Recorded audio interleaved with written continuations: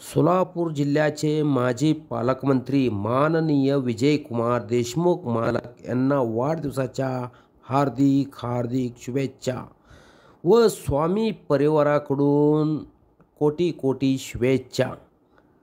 Satyavijay news संपादक मल्लय्या स्वामी यांच्याकडून माननीय माजी पालकमंत्री श्री विजयकुमार देशमुख मालक यांना वाढदिवसाच्या हार्दिक शुभेच्छा।